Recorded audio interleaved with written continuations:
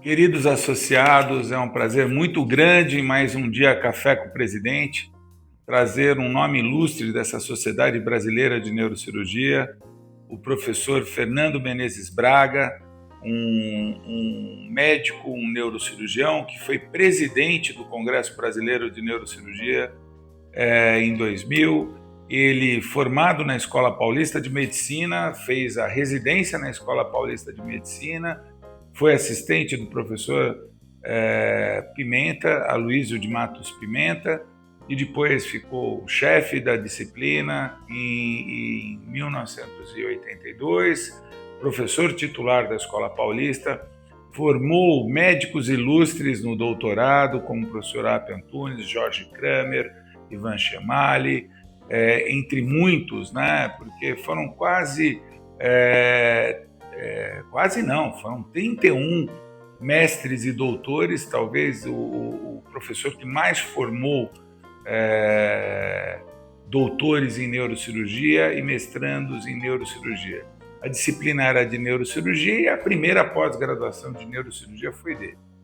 Teve também em Edimburgo, na década de 60, onde trouxe conhecimentos para o Brasil, e durante muitos anos ficou à frente da Escola Paulista de Medicina, onde formou inúmeros discípulos e professores, entre eles Sérgio Cavaleiro, Ítalo Capraro Suriano, Bonatelli, Manuel de Paiva Neto, entre muitos outros que não dá nem para enumerar o número de pessoas. Professor Braga, é um prazer tê-lo aqui na SBN. Por favor, a palavra é sua. Me sinto honrado. Saber como é que foi essa vivência intensa frente a uma das maiores universidades da América Latina. Hoje, graças ao senhor, talvez entre as primeiras, se não a primeira. Por favor. Eu agradeço inicialmente a SBN, ao senhor presidente, famoso PH, e que me convidou para fazer a entrevista. Realmente eu vivi numa época diferente. Aqui a neurocirurgia praticamente já tinha começado, mas não era tão desenvolvida como atualmente. Eu fiz a Escola Paulista de Medicina. Na realidade, eu fiz o vestibular na Paulista, mas eu queria fazer na USP. Mas me provaram, ou melhor, disseram que na Paulista a parte clínica era melhor, por causa de dois grandes professores, o professor Jairo de Almeida Ramos, cardiologista, e o professor Antônio Gebara.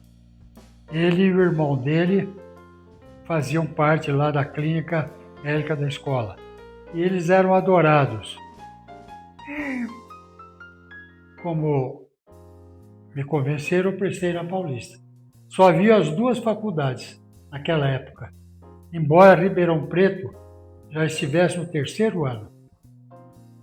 E a Santa Casa só virou faculdade de medicina anos depois, em 1967. Então, eram duas escolas em São Paulo. A maior parte dos pretendentes a fazerem medicina iam para o Paraná, Rio Grande do Sul, Bahia. Mas aqui em São Paulo era difícil o exame vestibular. Mas eu achei que eu devia fazer.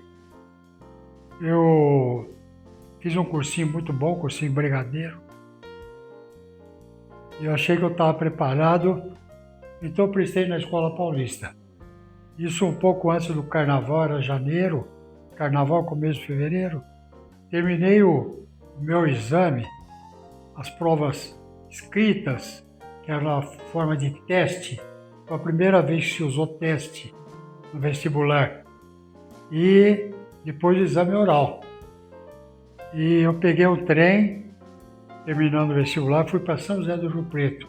Eu sou de lá. E meu pai era louco que eu fizesse medicina. Ele queria ser médico, mas não conseguiu porque ele precisava trabalhar. Mas ele disse que o filho dele tinha que ser médico.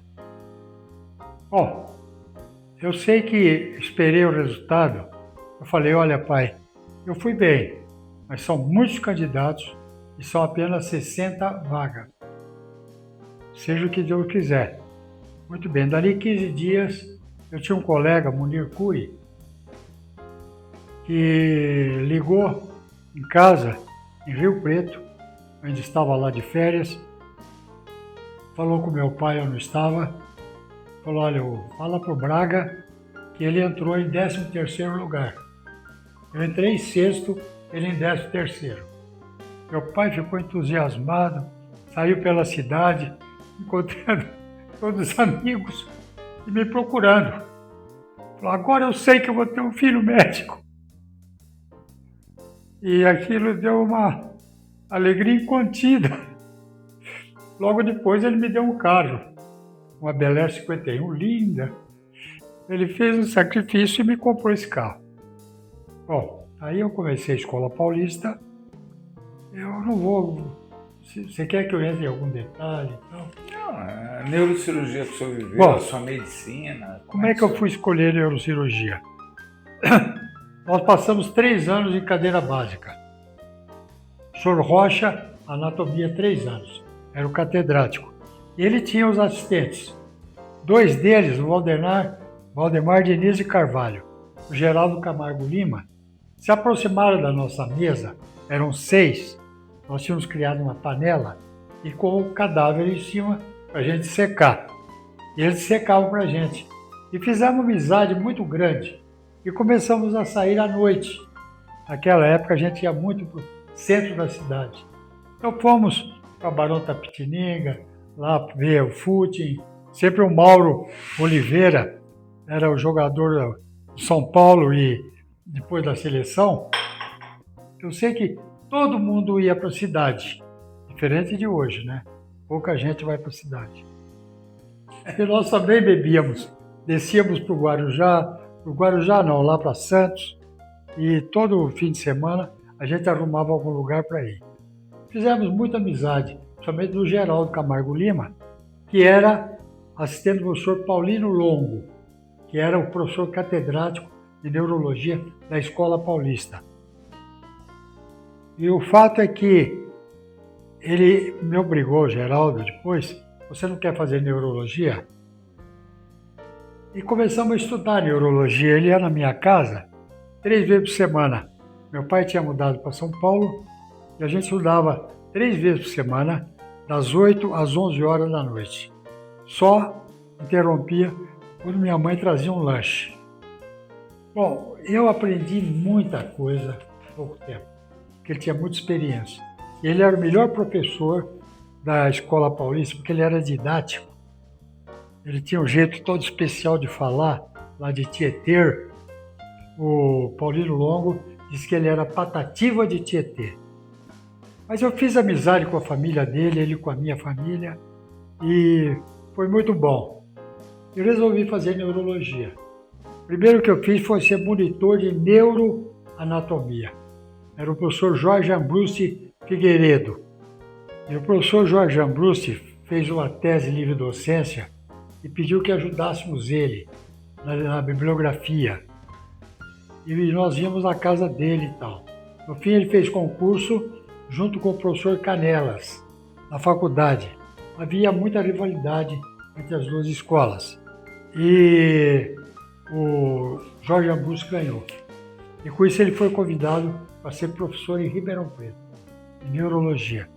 Lá ele fez mais um concurso para titular, ficou professor titular de neurologia de Ribeirão Preto. Comecei a fazer neurologia e logo no começo o professor Longo apresentou o professor Paulo Pinto Pupo, que era professor lá em Ribeirão e que ele convidou para ser chefe de clínica na Paulista. E o professor Pupo, ele apresentou, diziam que ele tinha 6 hemisférios cerebrais. No fim eu concluí que ele tinha, porque em neurologia ele sabia tudo, ele lia tudo, todas as revistas médicas da época, nacionais, estrangeiras, e ele marcava, Dr. Braga tem que ler esse resumo, esse, fazer um resumo disso. E ele passava a escola segunda, quarta e sexta de manhã, terça e quinta o dia todo. E ele ia para a enfermaria, examinava o doente conosco. Uma vez ele corrigia as observações. Uma vez eu me lembro, ele internou o paciente e falou: quero que você examine na minha frente. Eu fui lá examinar e tal, fiz aquele exame, mais ou menos rápido, né? Falei: ó, professor, para mim tá normal. Fiz andar, vi força, vi motricidade, cerebelo, movimentos oculares. E ele falou: o que você achou? Eu falei: não achei nada, achei normal. Eu falei: então vem cá. Começou a pesquisar os movimentos oculares. Primeiro ele falou: olha para a direita, olha para a esquerda, olha para cima, olha para baixo. O sujeito olhava. Mas aí ele fez acompanhar o dedo, movimento persecutório. Quando chegava para cima, o sujeito olhava só uma parte, não conseguia levantar mais. Está vendo? Isso é uma síndrome de Parinot parcial. As fibras que, quando ele eleva os olhos, vão por um caminho e o movimento persecutório vai por outro. Então ele começou com uma síndrome de Parinot. Aí o exame de líquor mostrou que ele era noético, tinha sífilis. E a sífilis, o primeiro que dava era a síndrome de Parinot, entendeu? Então eu aprendi demais com ele. Aí ele me pôs para fazer eletrocefalograma e eu ficava fazendo eletrocefalograma. Eu não gostava daquilo, mas ficava lá e tal. Aprendia o eletro, que era revisto tudo, né? Mas o interessante é que era uma sala, lá era o eletro, e todos iam lá tomar café, inclusive a neurocirurgia. O Longo tinha 32 assistentes. Trabalhava na escola, fora a neurocirurgia, que era ligada. Embora a neurocirurgia pertencesse à cirurgia, Alípio Correia Neto, era o professor, que também era da USP. E lá conheci o Pimenta, Mangabeira, Marini, Roque Balbo, que iam lá tomar café. Eu, humildemente, às vezes, trocava uma palavra com eles. E os neurologistas, todos ali, participavam. Tinha Otávio Leme, uma pessoa distintíssima, Dante Jorge, riquíssimo, tinha até mina de prata, morava num castelo, na Quarto Centenário. Não sei para que ele fazia, trabalhava. E a família Jorge era muito rica. Então conheci todos os assistentes lá. E fiz amizade com todos. Até que um dia eu cheguei para o Dr. Pupo e falei: Dr. Pupo, eu quero fazer neurocirurgia. Eu vou falar com o Dr. Pimenta, ver se ele me aceita. Ele falou: olha, você soube o que aconteceu? O Dr. Donato Fregolietti, que é neurologista, foi falar com o Pimenta. Ele queria fazer. O Pimenta olhou para ele e mandou ele fazer, primeiro aprender alemão. Quando estivesse falando bem alemão, para ele voltar lá. Aceitou. Então deixa nós primeiro, eu e o Longo, conversarmos com o Pimenta. Você não quer fazer neuroradiologia? Eu falei: não quero, eu quero operar. Ele falou: tá bom, então você vai operar. Mas deixa que eu falo primeiro com o Pimenta. Em 62 eu fui falar com o Pimenta. Cheguei lá, falei: ó, doutor Pimenta, eu queria fazer neurocirurgia e tal. Eu já sei disso. Muito bom. O senhor quer começar? Vamos começar. Mas só que o senhor vai ficar tempo integral aqui. Me fez assinar um termo dizendo que eu não ia ganhar nada, ia trabalhar um período de 40 horas semanais e que eu tinha que aproveitar. Eu fazia tempo que ele não tinha nenhum outro assistente. O último foi o Joaquim Balbo. Eu já estava lá há 7 anos.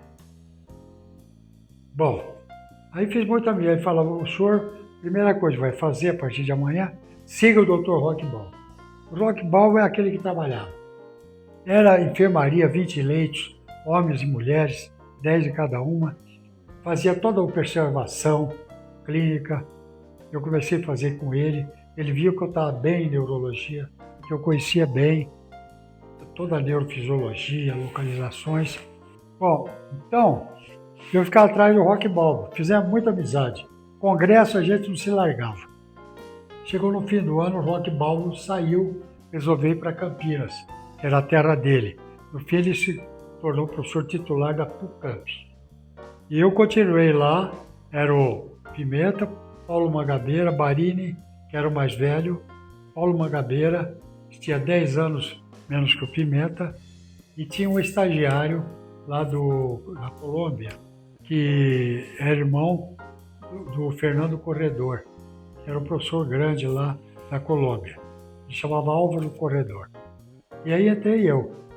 Então eu comecei a fazer observação, tudo que o Rock Balbo fazia, eu fiz. Eu fazia as observações clínicas, que o Pimenta corrigia, ele viu que eu tinha um bom nível, eu tinha aproveitado bem os 2 anos que eu fiquei na neurologia. E aí comecei a neurocirurgia, eu vi que o serviço era excelente. O Pimenta era um sujeito muito difícil. Ele brigava fácil, castigava todo mundo e tal. E ele tinha um nome muito grande, uma clínica boa, que o Paulino Longo mandava todos os pacientes para ele. Então, no próprio Hospital São Paulo, ele sempre tinha 5, 6 doentes particulares. Os doentes eram de 2 tipos. O indigente, que não tinha dinheiro, aí ia para o ambulatório. Quando era caso cirúrgico e tal, ele internava na enfermaria quando tinha vaga, ou esperava a vaga. E o particular que pagava a cirurgia. E todo mundo vivia do doente particular. Então, por isso que tinha que fazer clínica. Então, eu chegava às 7 horas da manhã, antes do Pimenta, todo dia passava visita e tal, discutia, via observação. O senhor, se não examinar o cerebelo e puser que não tem nada, NDN, eu vou rasgar a observação. O senhor tem que examinar para dizer que não tem nada. É assim com todos os outros. E o senhor saiba que o diagnóstico, 70%, é feito com a história, a anamnese e o exame clínico. Porque naquela época, para você completar o diagnóstico, tinha apenas 3 exames. Exame do líquor, que era punção suboccipital de rotina, o exame eletroencefalograma, e quando tinha tumor mostrava sofrimento em um determinado lobo, e quando o tumor era na fossa posterior, então tinha surtos de ondas lentas e tal, papapá. E depois a angiografia, que era o CAGE. A gente funcionava a carótida nós mesmos, injetava o contraste. E sempre eu que segurava a cabeça. E aí, então tomava 6 descargas todo doente. Que era eu que segurava a cabeça, trocava as chapas, não tinha escamoteador, e eu punha avental de chumbo, mas aqui na unha, na mão, eu saía com a mão pelando, viu? Falei, pô, não sei o que vai acontecer. Uma gabeira tinha perdido todas as unhas, tudo com defeito. Falei, vou ficar assim também. Bom, o senhor chegou aos 90 e não tá bem. Você tem 90 agora, né? Agora vou fazer 90 anos em setembro. Sou de 35. Aí, desculpa, eu cortei o senhor, você está falando do raio-x. Eu gosto de falar que eu tenho 90 anos. Não, porque, pelo amor eu de dei Deus. Outro dia uma aula na USP, você não foi assistir, né? Eu não, me convidaram lá, fui dar uma aula na USP faz um mês. E eu cheguei falando isso. Falei, olha, vocês vão desculpar, mas eu tô com 90 anos e tal, não sei o que, posso errar alguma coisa, a memória já não está 100%. Nossa Senhora. Uma coisa que a gente perde muito com a idade é nome. Eu estou esquecendo um pouco de nome. Eu não esquecia, mas a gente começa a perder. Aquele menininho que vai buscar lá, que você quer, traz rápido, mas esse já está lento. Às vezes traz, eu já passei e mudei de assunto. Quantos anos o senhor fez de neurocirurgia lá com o Pimenta? E daí, como é que foi a história para Edimburgo que o senhor foi para lá? Bom, foi muito interessante, porque eu tinha 24 anos. Aí com 26 eu estava na neurologia, 27 eu comecei na neurocirurgia, com o Márcio Pimenta, o senhor Pimenta. E o Pimenta não deixava ninguém operar. Ele era fominha realmente, porque ele queria operar tudo, até a enfermaria.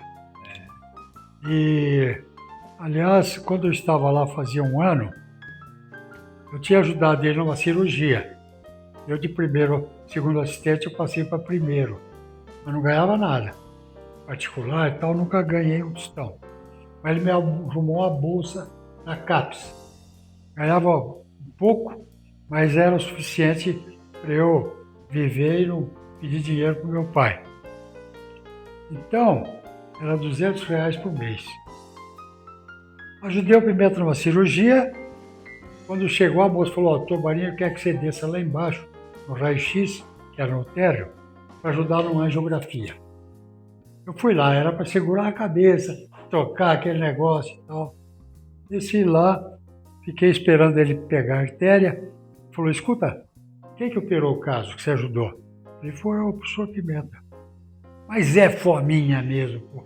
Podia ter deixado uma gabeira operar. Um caso de enfermaria, ele quer operar tudo, pô, é fominha. Eu peguei e falei assim: é mesmo, hein, doutor Barini? Foi só o Pimenta operava lá. Quando eu olho assim, ele nas minhas costas. Ele com uma cara assim, ó. Eu olhei, pô, me assustei, continuei. Falei: Barini, quando você terminar, você sobe lá, quero falar com você. Aí o Barini: tá bom. Falei: ih, rapaz, negócio tá ruim.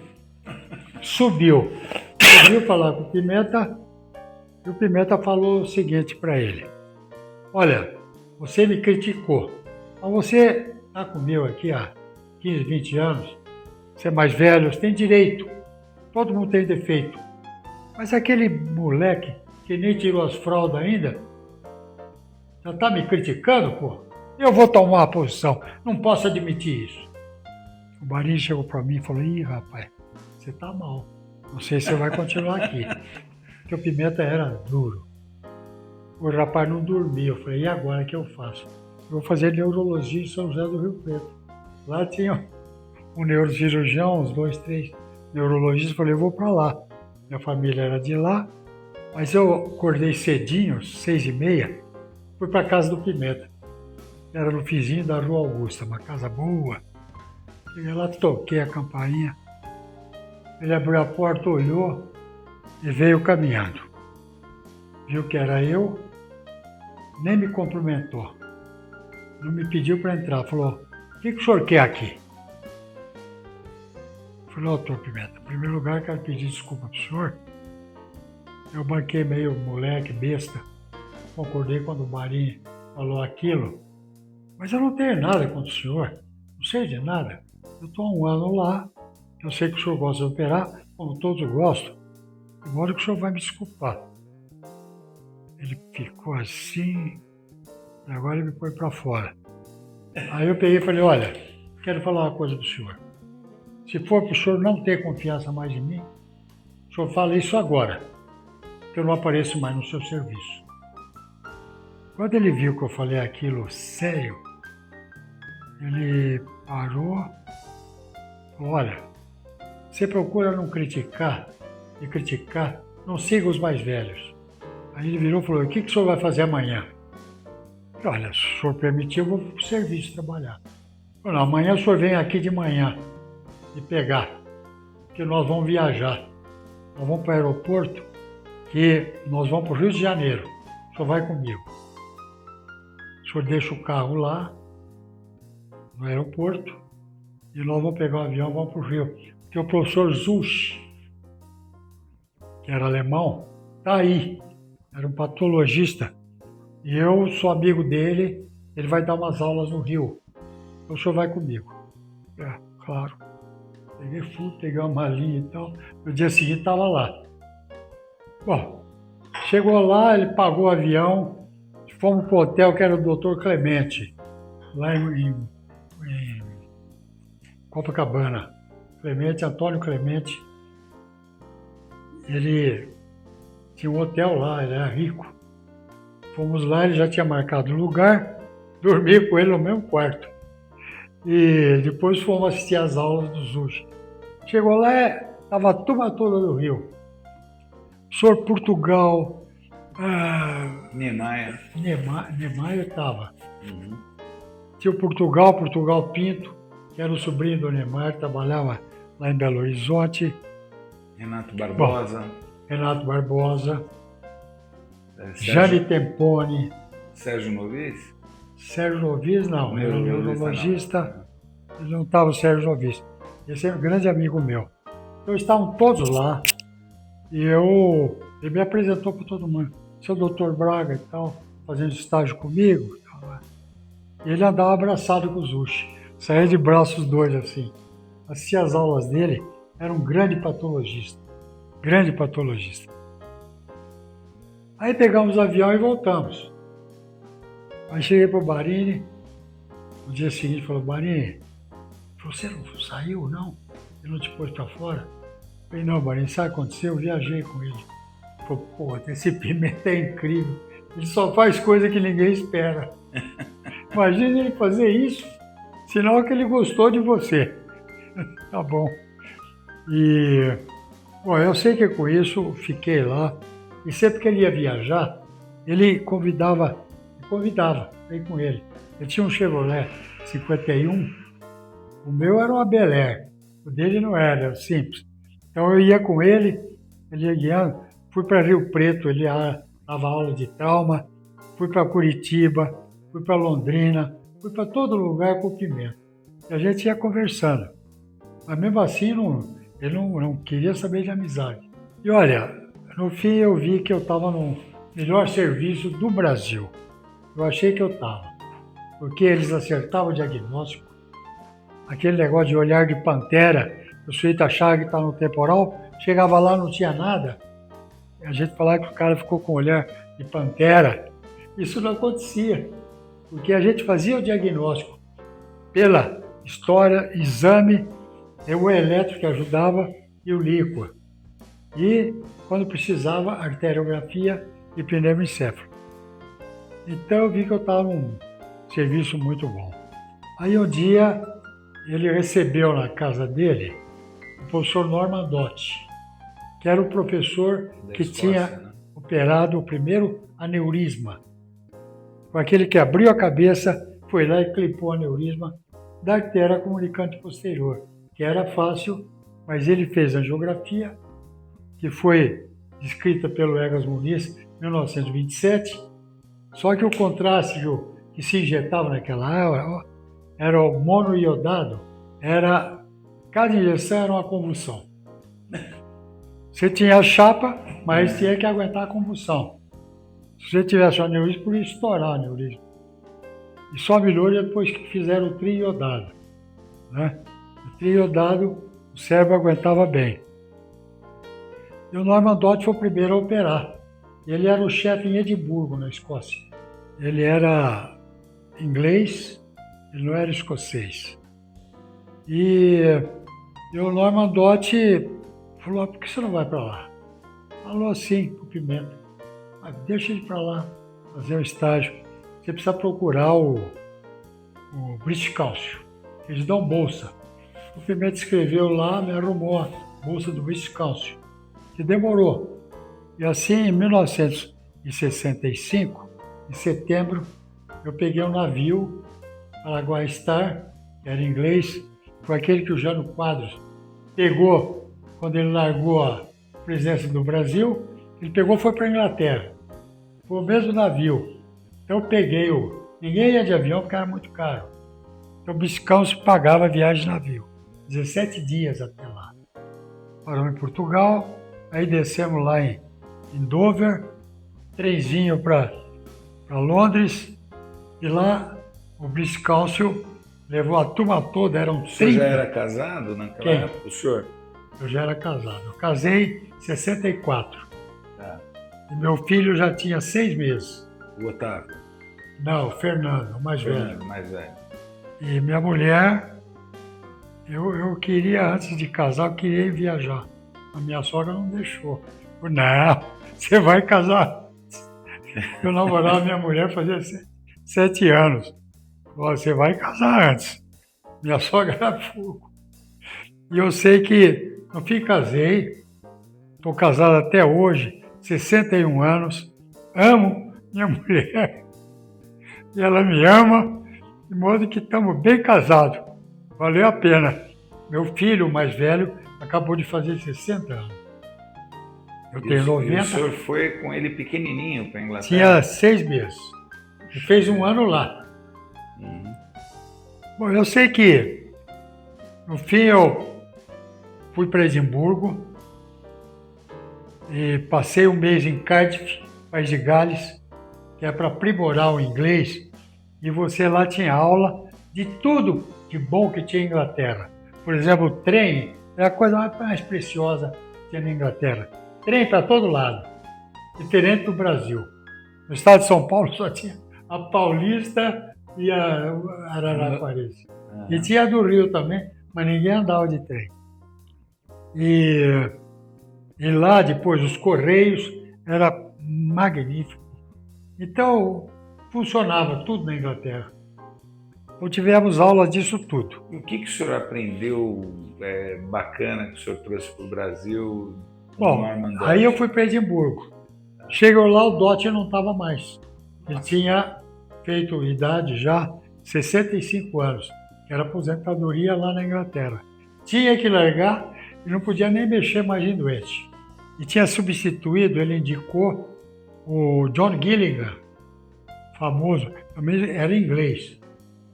Quem devia ser o chefe era o Philip Harris, que era escocês. Mas o Dot indicou o Gillingham. Eu cheguei lá, era o professor Gillingham. Fiquei numa pensão. No dia seguinte, o British Council me levou até a Universidade de Edimburgo. O hospital fazia parte da Universidade de Edimburgo, que era uma bela universidade, mais famosa que a de Londres. Principalmente por causa do Darwin, que era escocês e trabalhou em Edimburgo. Entendeu? Foi o que fez disse que o homem descendia do macaco. A evolução da espécie.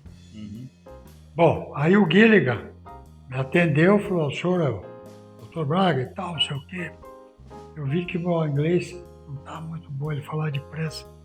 O senhor vai ficar 6 meses lá com o Dr. Philip Harris, professor consultante. Depois, outros 6 meses, ele ia ficar 1 ano comigo, mas só o ano que vem.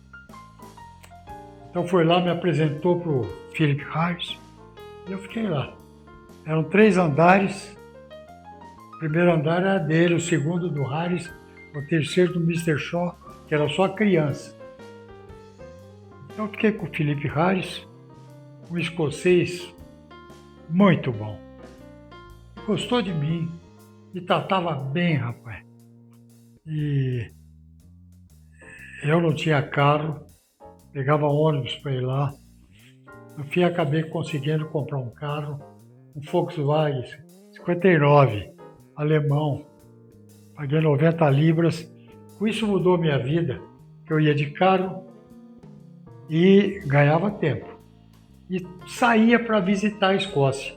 Eu conheci toda a Escócia. Eu, minha mulher, meu filhinho. Meu filhinho deitado. Até punha o pezinho dele na boca. E aí fui, visitei os Highlands, uma coisa maravilhosa. Os Highlands são aquelas montanhas enormes, o pico nevado, ainda não era inverno.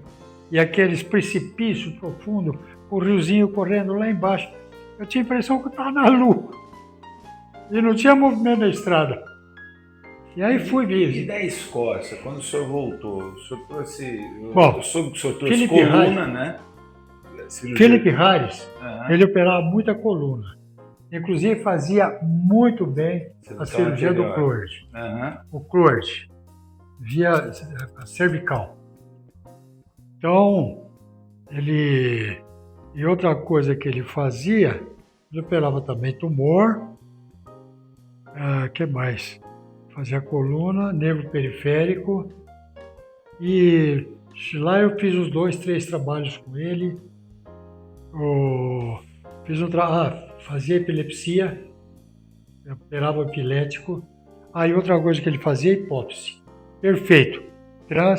Escola do DOT, né? Do Norman Dot. Transfenoidal, ele fazia por aqui pelo nariz. E, inclusive, eu fiz um trabalho com ele de colocação de ítrio 90 na hipópse. Para aqueles casos que mulher que tinha tumor de hipófise e que depois tinha alterações, metástase, etc., você destruía a hipófise. Você sabe disso. Então, destruía a hipófise para o tumor secar. Secar. Porque a hipófise, né, dava Então eu aprendi muito com ele. A gente ia num outro hospital, Royal Infirmary, no centro de Edimburgo, perto do castelo. Edimburgo é uma cidade maravilhosa, linda. Sim. E lá eu fazia ambulatório com ele, atendia os doentes. Lá que eu treinei meu inglês mesmo, com todos os pacientes, né? Bom, Daí o senhor voltou para Paulista. não, mas aí eu fui com o Gillingham. O Gillingham gostava de duas coisas, aneurisma e Parkinson. O Parkinson naquela época era no mundo inteiro. Tá. Ele tinha o aparelho do Guiot, francês, que ele mudou, ficou o aparelho de Guiot Gillingham. Uhum. A gente fazia já aqui na escola o aparelho do Richard, que era uma mala enorme. Eu que carregava a mala para o documento. E no fim eu que colocava a coisa na cabeça do doente. Ele só chegava para coagular. Eu fazia tudo para ele. Então ele fazia aparelho Guiot Gillingham e ele fazia o Parkinson, mas fazia mas muito bem, porque fazia o pneumocéfalo, injeção contracorrente no polo frontal, e depois traçava a linha de base, e na metade da linha era a coagulação. Era o tálamo ou o pálio. Para saber direito, antes ele punha o eletrodo e gravava os núcleos do base. Cada um tinha um tipo de estrutura elétrica. E quem vinha lá era Albo Fesar, que era francesa, que era fisiologista e vinha ajudar o Gillingham. Então era cirurgia preciosa. E funcionava, viu? E operava os aneurismas. Ele usava uma lupa que aumentava 5 vezes, que ainda não tinha o microscópio. Depois chegou o microscópio, aí ele passou a usar também. E ele fazia interessante, para baixar a pressão, ele pegava o anestesista, acelerava o coração e fazia o coração disparar. A pressão caía, aneurisma cerebral anterior, aí ele clipava o aneurisma e logo voltava a pressão do doente. Então aprendi tudo isso e no fim eu fui visitar, graças ao British Council, outro serviço na Inglaterra. Fui em Oxford, era o serviço. John Pennebaker, que era o chefe lá, era americano. Tinha o Peter Janetta, que mexia com trauma, fez um livro muito bom. E depois eu fui para Londres e lá vi o McKissock, que era um puta neurocirurgião bom, Valentin Log e todos. Eu assisti a operação de todo mundo. E no fim o Gillingham chegou e falou, olha, seu tempo está esgotando aqui, você não quer ficar mais um ano? Eu ligo para o British Council e a gente consegue. Eu falei, não, professor, eu vou ter que ocupar meu lugar. Eu já tinha sido nomeado professor por causa da CAPES.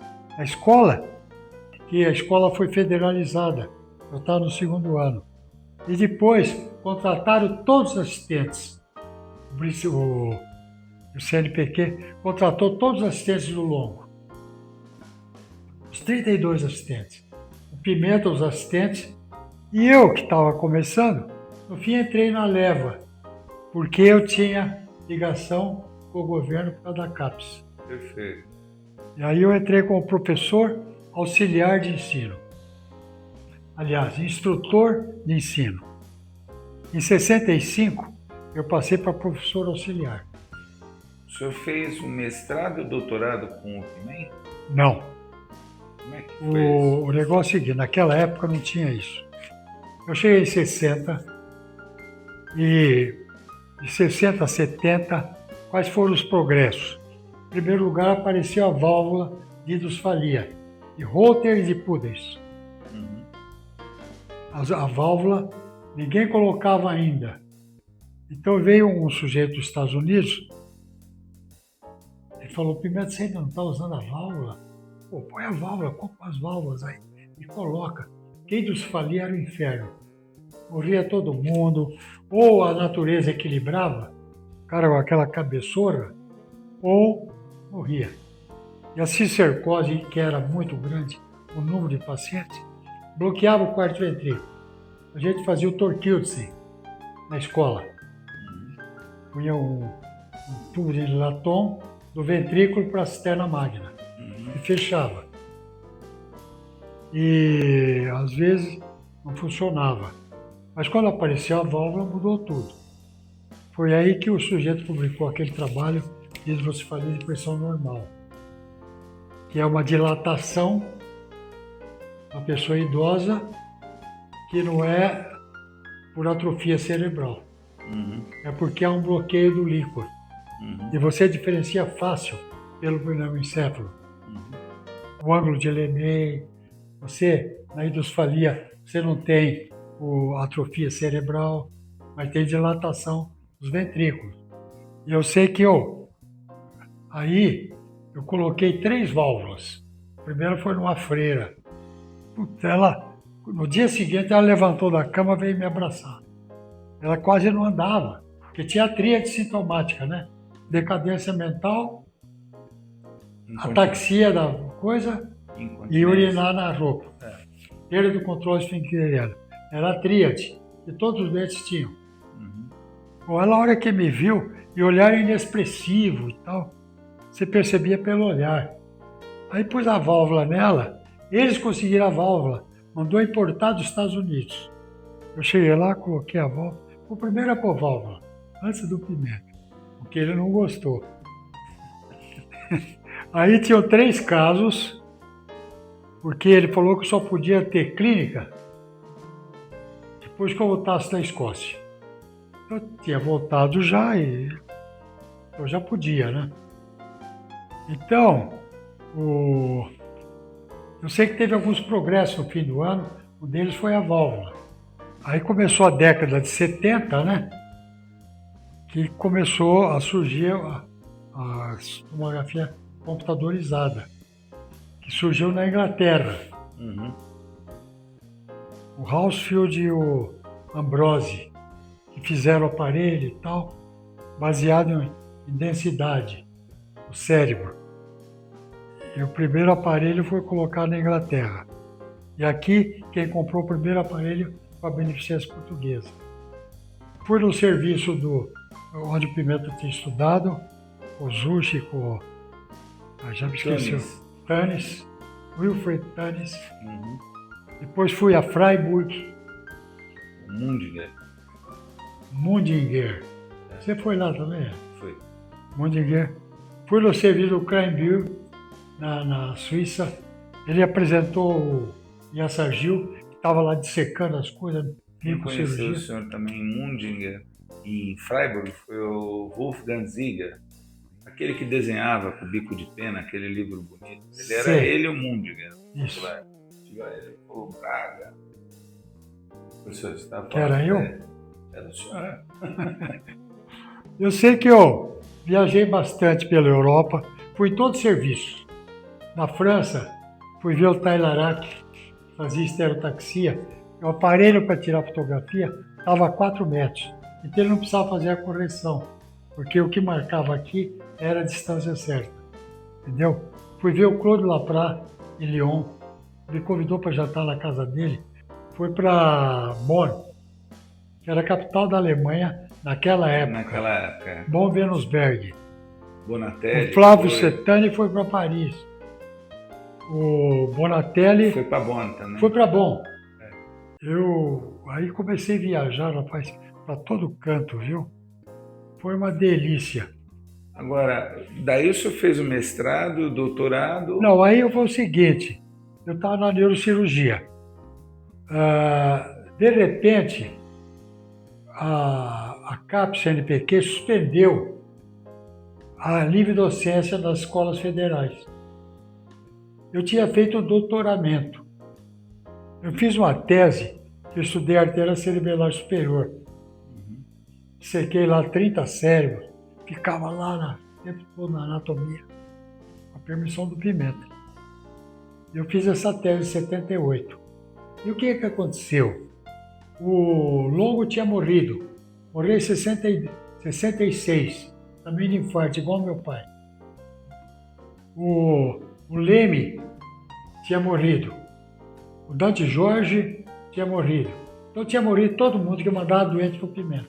Agora, professor, eu posso só voltar um pouquinho para Paulista, que Daí o senhor voltou, o senhor virou chefe de disciplina em 82. Agora, como é que foi essa fase sem o Pimenta, que o senhor ficou chefe de disciplina? O que foi chefe de disciplina é o seguinte. Né?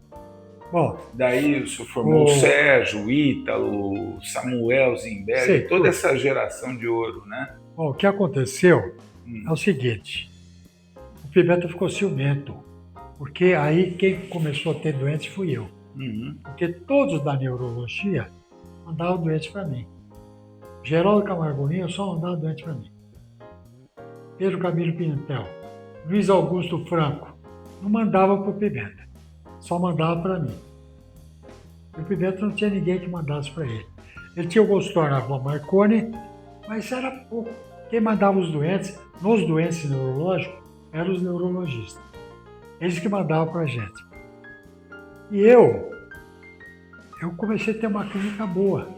4, 5 doentes por mês eu operava. E aí o Pimenta operou a sobrinha do Amador Aguiar, dono do Bradesco, lá no Hospital Gastroclínico, que é perto. E foi bem, no crânio-faringioma. E o Amador convidou o Pimenta para ser chefe lá. Você não quer ser chefe e tal? O Pimenta pegou. E eu estava sempre do lado do Pimenta. Eu, Magabeira, Maria, mas eu que ia mais. Ajudar o Pimenta lá. Aí comecei a colocar meus doentes lá também. Entendeu? Aí o Pimenta ficou. Sou titular em Taubaté e Jundiaí foi para lá. Eu que ia também dar aula com ele. Ele convidava para dar aula, a Mangabeira, Maria, mas eu que ia mais. Então, isso aí melhorou meu currículo, eu tinha um currículo bom.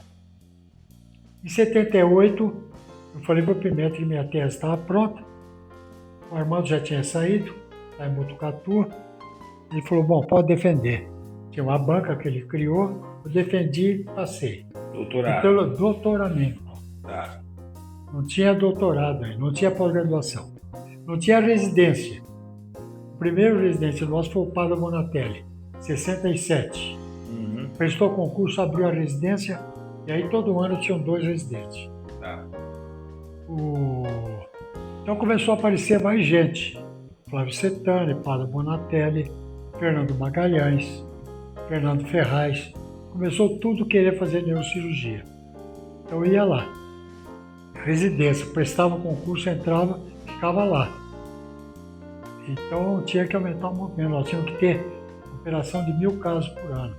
Porque cada residente, 200 cirurgias. Tá. Senão a SPN não permitia.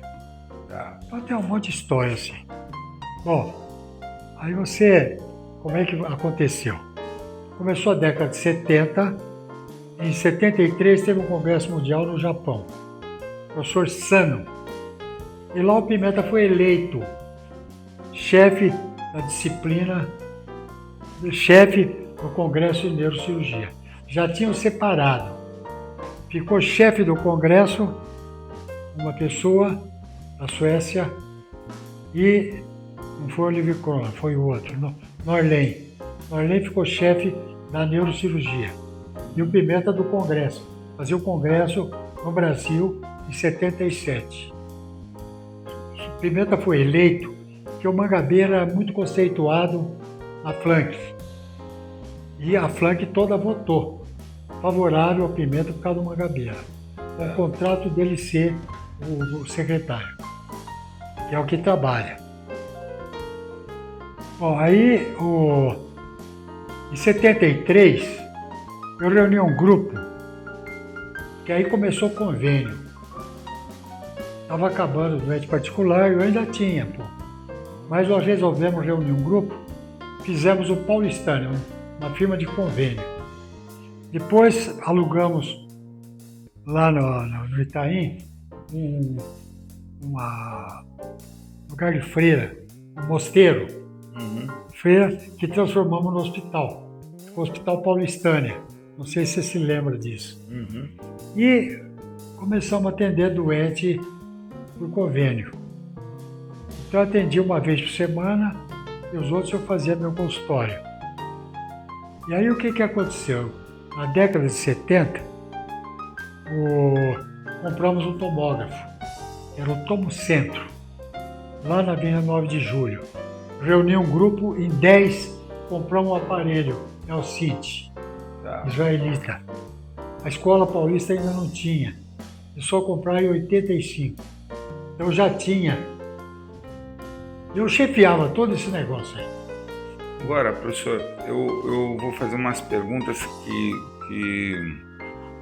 eu acho que é importante para o público saber a magnitude da Escola Paulista, né? O senhor foi o primeiro a criar a disciplina de pós-graduação em neurocirurgia, eu acho que foi a única até hoje da Paulista. Isso que eu ia só alguns colocações. E o senhor criou o departamento também e que funcionou muito. Hoje essa geração que tem toda veio por sua mão, né? Sérgio, o Ítalo, o Samuel Zimberg, o Marcelo Mudo, o Rafi, o Delcídio, o Diogo, inúmeros residentes. Como é que o senhor faz? Isso é uma questão importante. Como é que o senhor, com essa vitalidade, 90 anos, o senhor está melhor que as pessoas de 60, essa vitalidade, administrar personalidades diversas. Qual que é o segredo disso? Que isso é a resposta que o ouvinte quer saber. Como que Fernando Braga lidou com tantas pessoas de personalidades diferentes, com ambições diferentes, com essa vitalidade, operava, controlou a gastroclínica, ainda era amigo do Rui de Carvalho, conseguiu ser amigo de todos que tinham um certo grau de inimizade, mas o senhor era amigo do Raul Marino, do Gilberto Machado, do Rui de Carvalho, todos. Me conta esse segredo que é importante para o jovem saber. Bom, quando eu assumi, eu vi o peso que eu tinha nas mãos. Porque o Pimenta, desculpe falar isso, mas ele foi o fundador da neurocirurgia, fundou em 47. Ele era conhecido internacionalmente. Foi o único chefe, agora tem o Borba, da War Federation. Fez o congresso em 77. Ele era um nome internacional. Mas aí eu fiz a livre docência.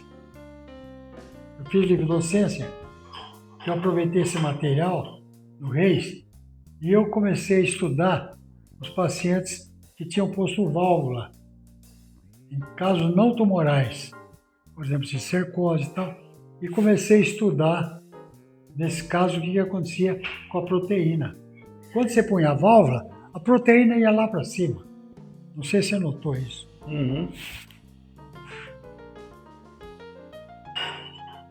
Eu acumulei 25 casos de válvula que eu tinha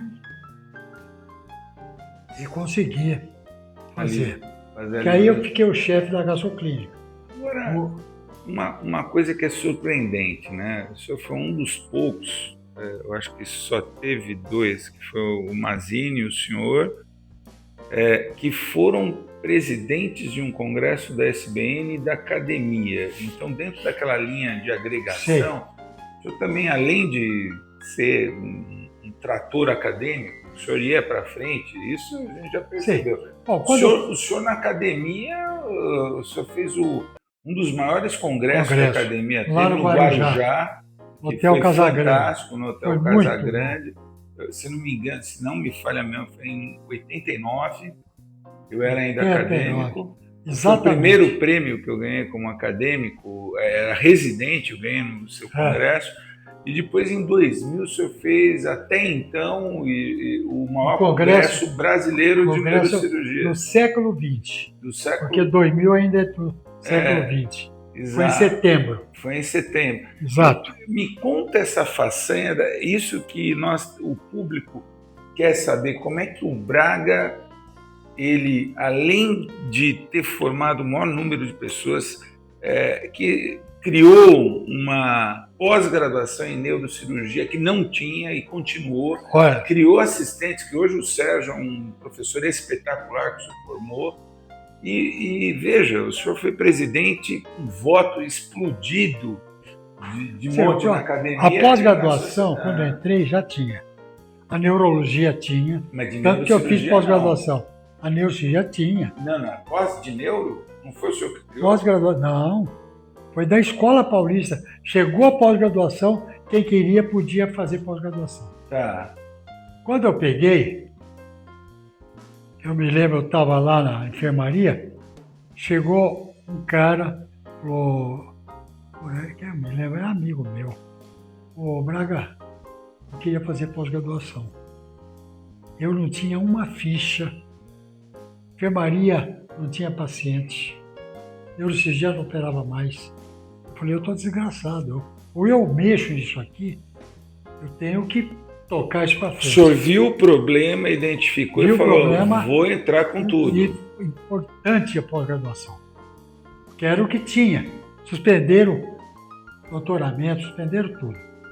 Bom, então eu falei, não vou contar mais com o neuro. Ele levou um microscópio, levou o material todo cirúrgico.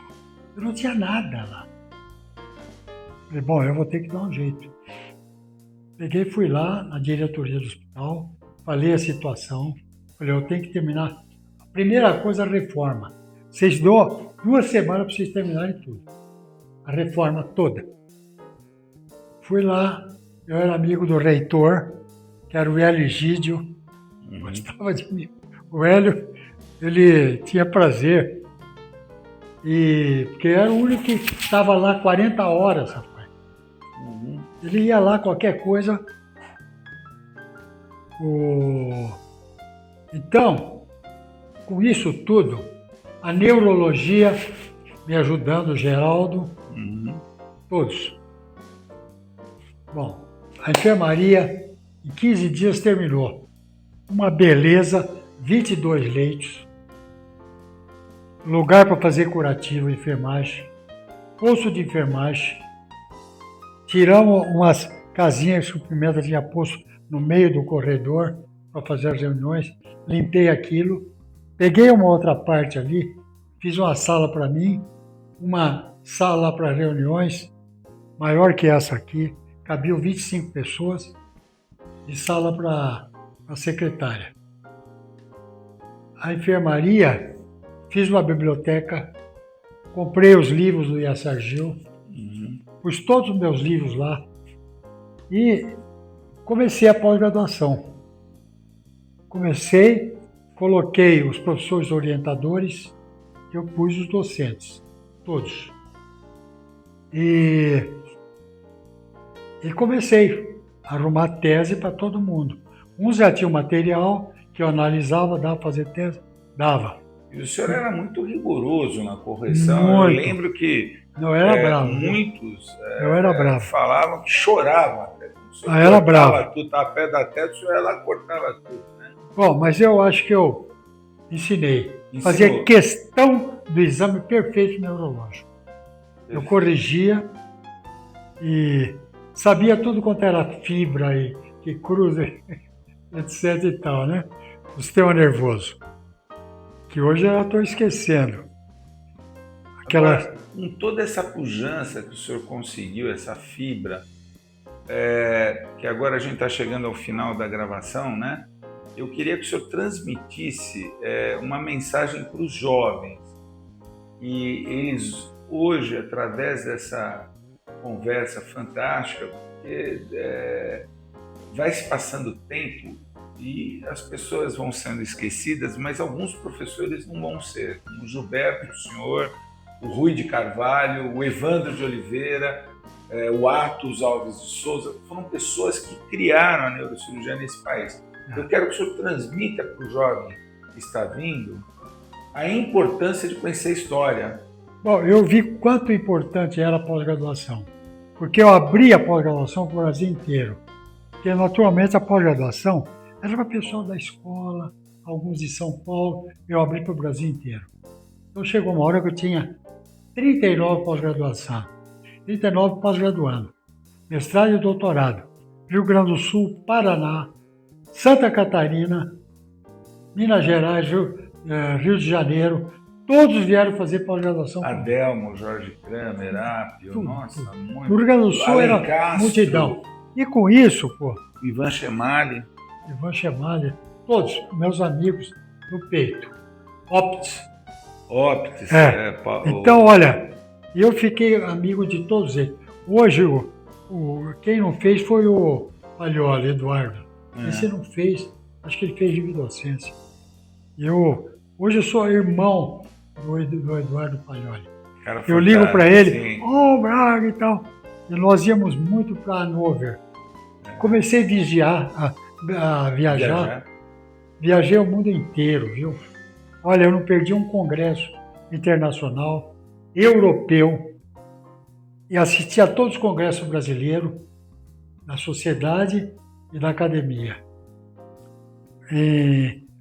Aí eu fui nomeado presidente da academia. Eleito, né? Eleito, uma votação eleito presidente, fantástica. Eleito na SBN. Presidente da academia, que o Pimenta me proibiu de entrar. Eu briguei com o Pimenta, aquele não entra. Porque eles formaram a academia, só os grandes. Ele morreu, a primeira coisa, me convidaram para a academia. E eu fiquei presidente. E fiz um grande congresso. Fez. E aí fui eleito presidente da sociedade. Eu acho que foi o congresso até então que mais convidados do exterior 23 trouxe. convidados. Exato. Olha, Alan Crockett, Takanori Fukushima, Maurice Shu. Você lembra? Lembro todos. Maurice Shu.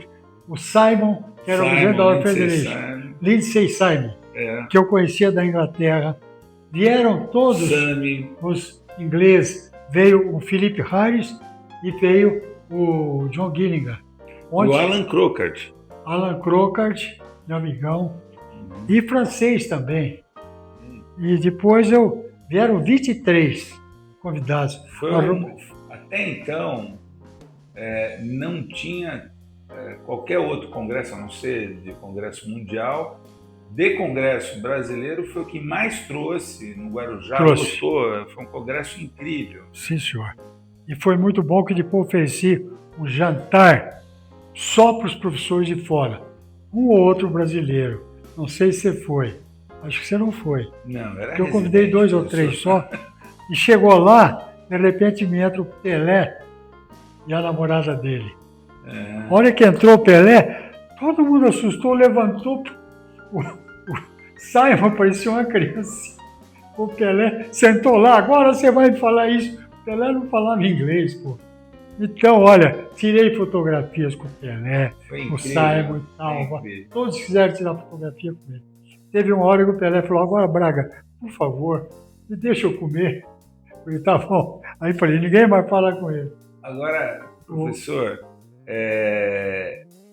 fora, daí o senhor fez aquele congresso, foi maravilhoso, a Paulista crescendo em ascensão. Cresceu em ascensão, daí a Paulista da academia cresceu dentro da sociedade. E o senhor fez um baita congresso em 2000, que foi no Transamérica, onde eu apresentei vários trabalhos também. Foi uma coisa incrível. Foi uma coisa linda.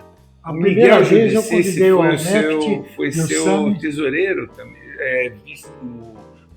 O Miguel estava na diretoria, o Aziz, o professor Raul era o vice do senhor. O Raul, o vice, tesoureiro. Eu acho que era o Miguel.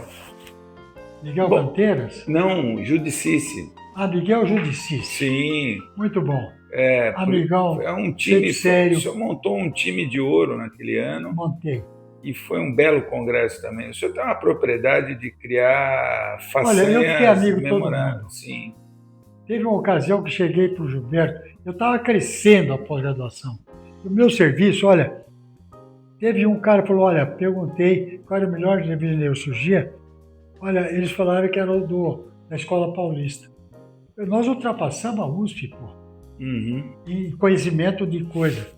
Bom, a coisa que eu mais me glorifico, assim, que eu sinto que eu formei 64 residentes.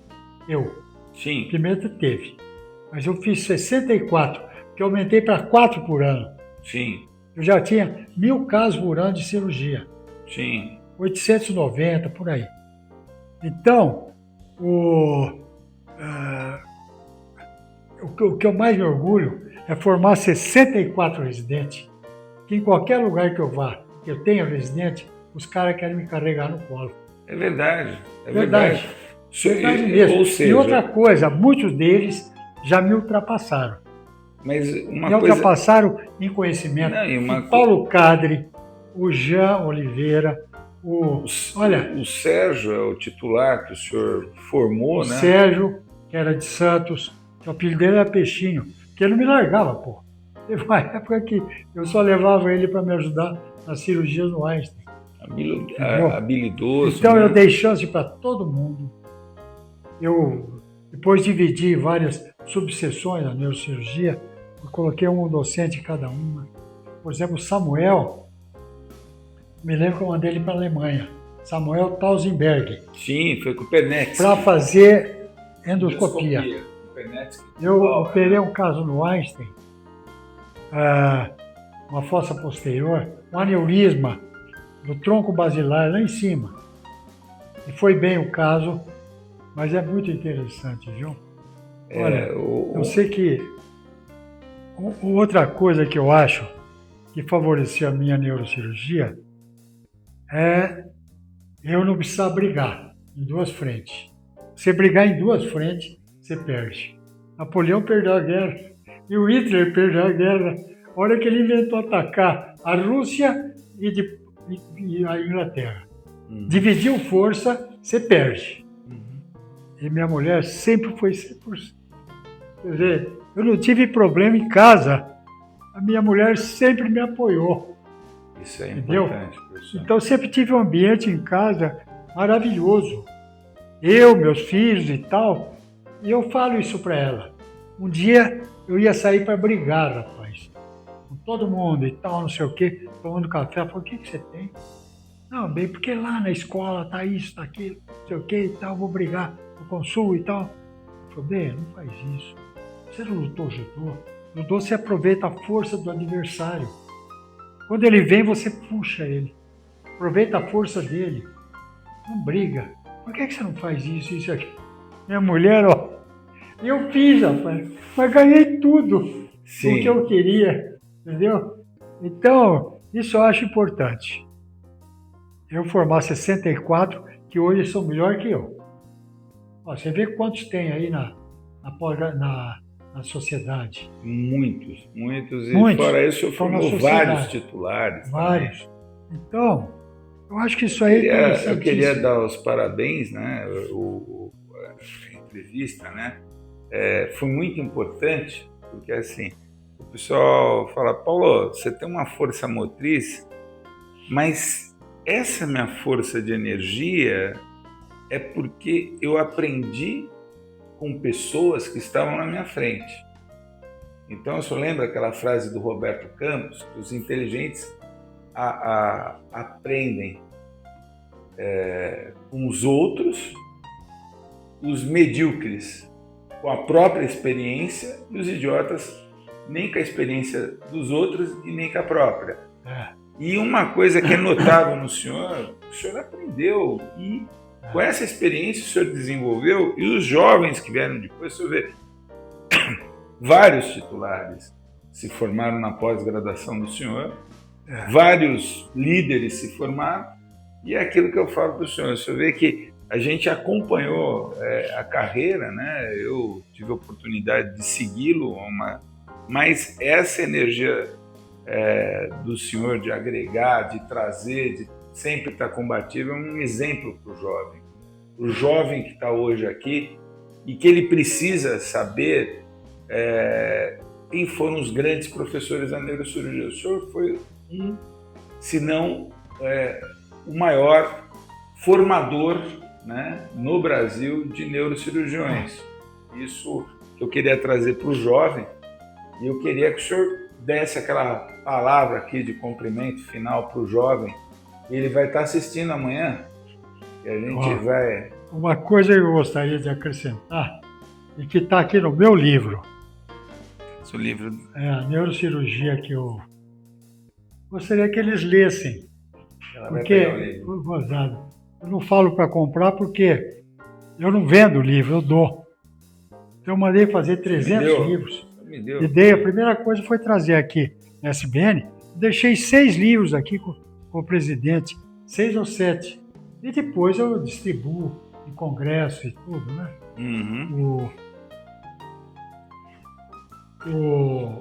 O Ramina viu o livro e publicou lá em Curitiba. Famosos neurocirurgiões, ou coisa assim, o livro dele. Ele fez lá pelo INC, que é o hospital que ele trabalha, que é dele. Uhum. Entendeu? Mas o livro ficou pequeno. E eu fui na Queria que o senhor escola. mostrasse a capa aqui, professor. Esse livro, hoje eu falei com o Hospital professor. São Paulo. E eu fui na escola, fui dar para eles. Eu, pô, mas você faz um livro. Você trabalhou aqui e fez um livro em Curitiba. Você vai ter que fazer um aqui com a capa do Hospital São Paulo. Tá aqui, o Hospital São Paulo. Eu fiz isso aqui, ó. Um livro com tudo. Ó. Com todas as coisas aqui. E eu teve uma parte aqui, a segunda parte, que eu queria falar o seguinte. Tem alguns casos interessantes. Por exemplo, desse indinho aqui. Você viu? O indinho que tem dois pipi e 2 testículos. Eu acompanhei esse indinho aqui até os 15 anos. Então tem umas histórias muito interessantes nesse livro. Olha eu e o Gilberto Machado. Olha, eu pus fotografias aqui que eu tirei no mundo inteiro, viu?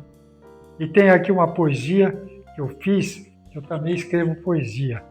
Eu fiz uma poesia da Gota d'Água, que, olha, é uma obra-prima, viu? O senhor pudesse ler? Está no outro livro. Esse aqui é uma que dançava frevo. Então, a neurocirurgia que eu vivi está até aqui.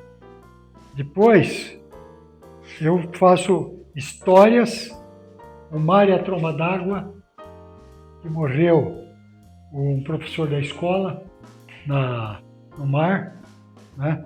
E tem isso aqui, ó, em que veio um professor inglês, Audrey de Grey. Ele veio em 1917 e fez uma conferência na Folha de São Paulo, lá na rua Barão de Limeira, sede da Folha de São Paulo. E ele falou o seguinte, que a velhice é uma doença como outra qualquer. Todos nós vamos ter essa doença. Mas por que ela aparece? A velhice é falta de células-tronco. Vocês sabem o que é células-tronco? Aquela célula embrionária que tem uma multiplicação em ordem geométrica, de um feto que com 4 semanas já está com todo o sistema nervoso completo. Cérebro, 7 bilhões de células no cérebro e medula. A célula-tronco cria isso em 4 semanas. Tudo do ectoderma. Então, essas células-tronco, a gente tem que aproveitar. E outra coisa, o genoma. O genoma custa caro. O cara que inventou o gen, idealizou aquela dupla hélice, os genes, Watson e Crick. Watson e Crick. Quando fez 50 anos do Prêmio Nobel, em 2007, ele ganhou o genoma dele. Demorou 2 anos para fazer e custou $2 milhões. Ele ganhou o genoma dele. Quer dizer, tudo o que ele herdou, todas as características. E você tendo o genoma, você vai ver a doença que você vai ter, o que você vai ter para morrer, tudo isso. Se você tiver, por exemplo, que escrever no genoma janela e sair japinela, é porque você vai ter um tumor maligno. Entendeu? No cérebro. Então, se você tiver o genoma, vão aparecer os engenheiros genéticos. Ainda não apareceu. Mas esse de Grey diz que dentro de 25 anos, o homem pode viver 1000 anos. 1000 anos. Porque você pode corrigir a velhice. O homem vai se tornar um amortal, não imortal. Porque você vai morrer de acidente, o sujeito pode te matar, Agora, a mortal é o que não morre por doença. O que não morre por doença. Você pode morrer de um acidente. Esse é o mortal. Agora, imortal é que não morre. O homem vai ser um amortal. É o que ele fala, que o homem pode durar 1000 anos. Mas ele falou uma coisa certa. Dentro de 25 anos, a sobrevida vai ser 150 anos. Você sabe que no século passado, a sobrevida era 45. Todo mundo morria com 40, 35, 45. Na minha época, 60. 61, 61. Meu pai morreu com 61. Professor Longo, professor Público com 58. E assim vai. Depois, pulou para 70. E agora é 80. Os japoneses, 80, 83. É a idade média que ele morre. Mas, dentro de 15, 20 anos, o sujeito vai morrer com 150 anos. Por causa da célula-tronco e do genoma. Você vai estudar seu genoma, você vai pegar uma célula-tronco, por exemplo, a mulher, se tiver 3 cromosomas, 3 genes no cromosoma 21, o filho vai ser mongol. Sabe o que é mongol? O filho vai ser mongol, forçosamente. Você vai pegar uma célula-tronco, vai colocar um gene nela, vai colocar, por exemplo, um vírus, pode ser um vírus atenuado, do que você quiser, inclusive do Covid. Você pega um vírus, ele vai destruir, ele vai para a mulher, ele vai certinho lá no cromosoma 21 e mata um gene. Tira um gene fora. E aí ela fica com 2. Os filhos não são mais mongol. Não vão mais nascer filho mongol. O que nasceu, nasceu. E assim vai curar tudo. Até queda de cabelo, cegueira. Cegueira, a célula-tronco vai chegar lá e recuperar todos os neurônios. Aqui, ó. O que acontece é que não há recuperação do neurônio. A sua pele, depois de uma semana, descama. Se tiver células-tronco aqui, ela não vai cair. Vai renovar toda a sua pele, a textura, tudo. Então, você vai ter a célula-tronco ectodérmica, endodérmica, mesodérmica e endodérmica.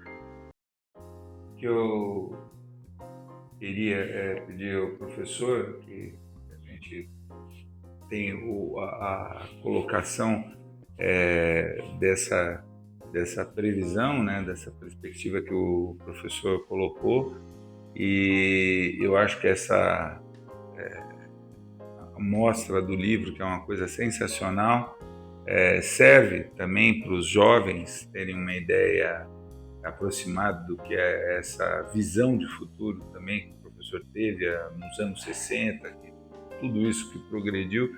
E eu ia pedir, professor, as palavras finais para os jovens e para os nossos ouvintes, para a gente já ir para o outro programa, que é o Almoço do Presidente. Muito bom. O que eu queria é que eu tive 47 anos dentro da neurocirurgia da Escola Paulista. É uma especialidade maravilhosa. Você sente uma satisfação enorme. É sacrificante. Eu tive ocasião de começar a comer uma festa de Natal, me chamarem, chego lá no Hospital São Paulo, faço o diagnóstico, hematoma extradural, levo o doente direto para o centro cirúrgico, sem fazer tomografia, sem nada, abro, tiro o hematoma extradural, você faz pela história clínica. A hora que eu saio, o doente está acordando, perguntando onde é que está o namorado dela, e volto, acabo comendo o jantar. Está aqui essa história, e te dá uma satisfação muito grande. A neurocirurgia é aquela especialidade. Eu, quando era estudante, eu queria fazer uma especialidade difícil. Pensei em cirurgia plástica, que estava começando, cirurgia cardíaca, e no fim fiquei neurocirurgião. Muito satisfeito. Então vale a pena fazer a neurocirurgia.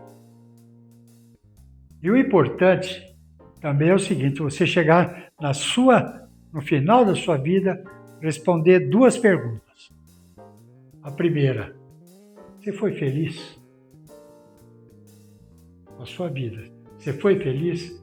Aí você tem que pegar tudo, inclusive a sua vida a 2 com a mulher. Você foi feliz? E eu respondi, eu fui feliz. Segunda pergunta, valeu a pena tudo o que você fez? E aí respondeu, igual falou o Saramago, Prêmio Nobel português. Ele falou assim, sempre vale a pena quando a alma não é pequena. Obrigado, professor. Desculpa, mas eu fico um pouco, eu me sinto emocionado. Mas o senhor emociona todos com isso também. Mas isso é agora. Meu pai também era assim. Eu me lembro dele.